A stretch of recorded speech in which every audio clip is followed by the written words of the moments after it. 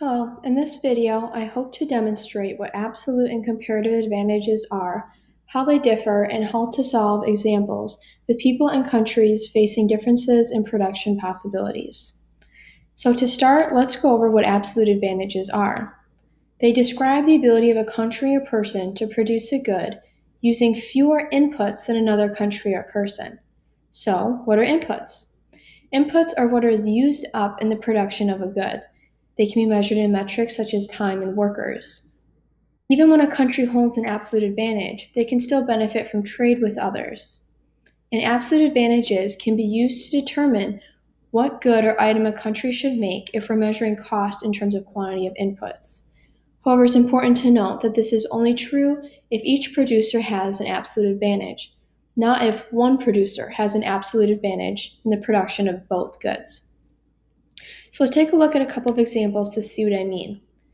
In this example, we're given two people who can produce salads and smoothies.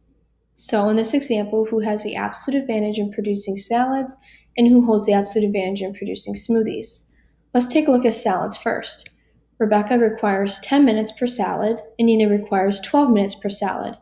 This means that Rebecca requires fewer inputs than Nina per salad. Therefore, Rebecca has the absolute advantage. We can do the same thing with smoothies. Rebecca takes 11 minutes and Nina requires 6 minutes per smoothie. Therefore, Nina requires fewer inputs than Rebecca, making her have the absolute advantage in smoothies. Now that we've found the absolute advantages, who should produce which good? Well, recall that producers should produce that which they have an absolute advantage in.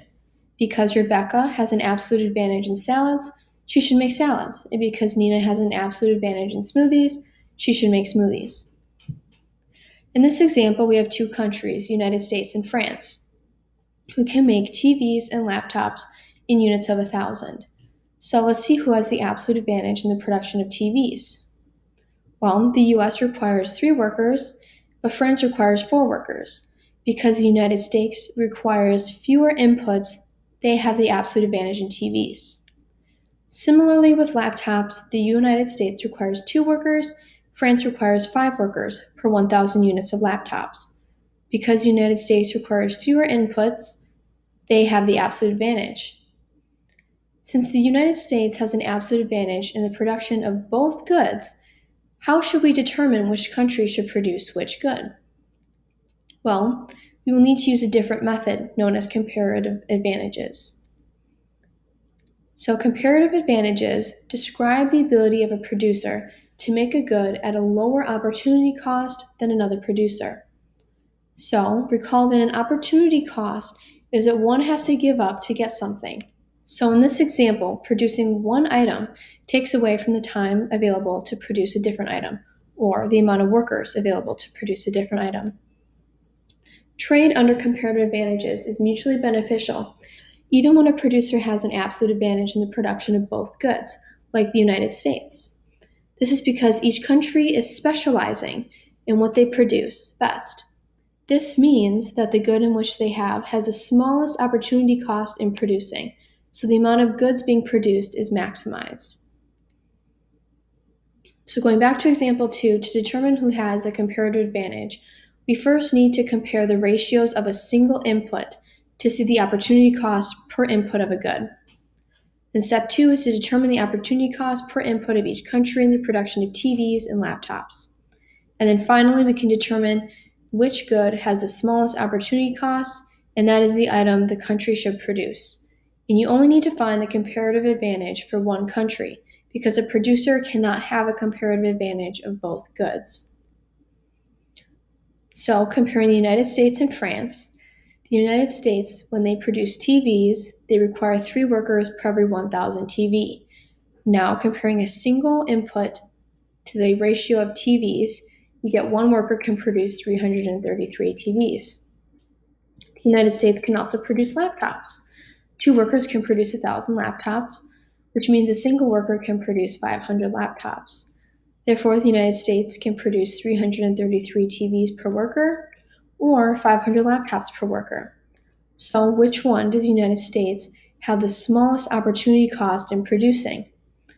Well, because 333 is smaller than 500, the United States should specialize in the production of laptops because that is where the comparative advantage lies. This means that France should specialize in the making of TVs.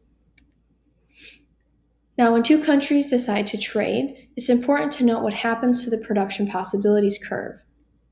Recall that the production possibilities curve illustrates the trade-offs facing an economy producing two goods.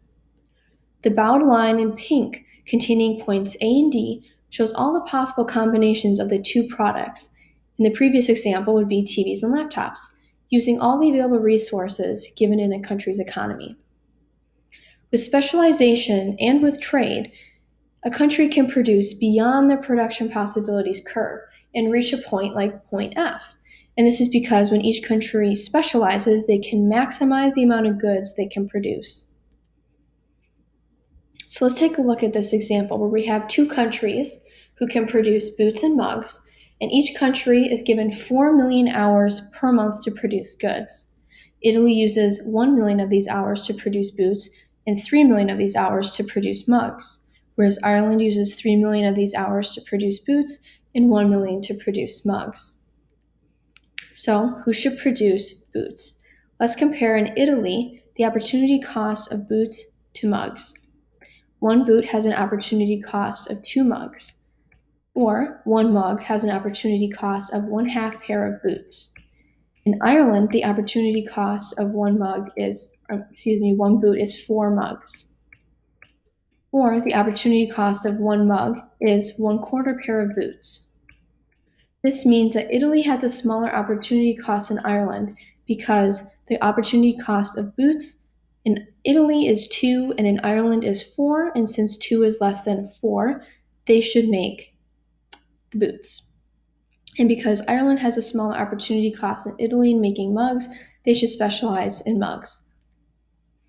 Okay, so using this example with Italy and Ireland who can produce boots and mugs, assume that Ireland will trade what they specialize in, which is boots. So they'll trade 18 million pairs of boots to Italy in return for their specialized good of mugs. So they're exchanging 18 million pairs of boots for 54 million mugs. And we need to find the gains from trade. So we can do this by comparing their previous consumption levels before trade and their final consumption levels to determine the final change in consumption. So remember, Italy spent 1 hour producing boots and 3 hours producing mugs. So this means before specialization, they were able to produce 8 million pairs of boots and 48 million mugs. Similarly with Ireland, they spent 3 hours producing boots and 1 hour producing mugs, giving them 15 million pairs of boots and 20 million mugs. So this means they consumed exactly what they produced. 8 million pairs of boots, 48 million mugs for Italy, 15 million pairs of boots, and 20 million mugs for Ireland. So now with trade, we've determined that each country will specialize in the good that they will have the smallest opportunity cost in. So this means all 4 hours will be spent producing one good for both countries. So in Italy, this was boots. So before they would produce 8 boots, and now they spent 4 million hours doing so. That means they've produced 32 million pairs of boots. This means that they also produced 0 mugs because they're no longer producing mugs. And in Ireland, they're producing mugs, so they spent all 4 million of their hours producing mugs, giving them 80 million mugs and 0 million pairs of boots. And so with the trade, Italy will export 18 million pairs of boots in exchange for 54 million mugs, and Ireland will import the 18 million pairs of boots, and they will give up 54 million mugs. This means their final consumption level is their export amounts and their import amounts either added or subtracted to their production amounts of specialization. So for Italy with boots, they're getting rid of 18 million pairs, leaving them with 14 million, and they're importing 54 million mugs, giving them 54 million mugs in total.